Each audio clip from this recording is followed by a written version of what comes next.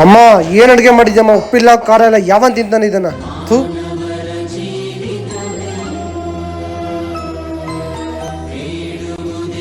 ಯಾವಾಗ ನೋಡ್ರು ಅದೇ ಅನ್ನ ಅದೇ ಸರತ್ತು, ಯಾವನ್ ತಿಂದಂಗರು? ಕೆಲವು ದಿನಗಳ ನಂತರ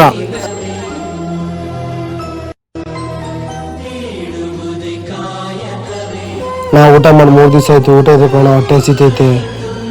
ಇಲ್ಲ ಹೋಗ, ಇಲ್ಲ ಕೋಣ ಪ್ಲೀಸ್ ಅಣ್ಣ. ಇಲ್ಲ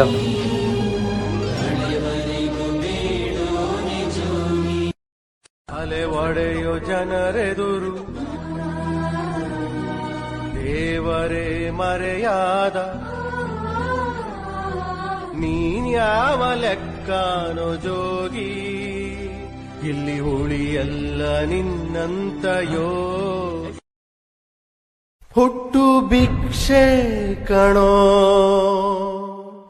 ಬದುಕು ಶಿಕ್ಷೆ. ನಾನೇ ಯಾಕಣ ಏನಾಯ್ತು? ಮಗ ಅನ್ನದ ಮೇಲೆ ಅಮ್ಮನ ಮೇಲೆ ದುರಂಕಾರ ಬಿದ್ದೆ ಮಗ, ಅದಕ್ಕೆ ಈ ಪರಿಸ್ಥಿತಿ. ತಿಂತಾರೆ ಜನ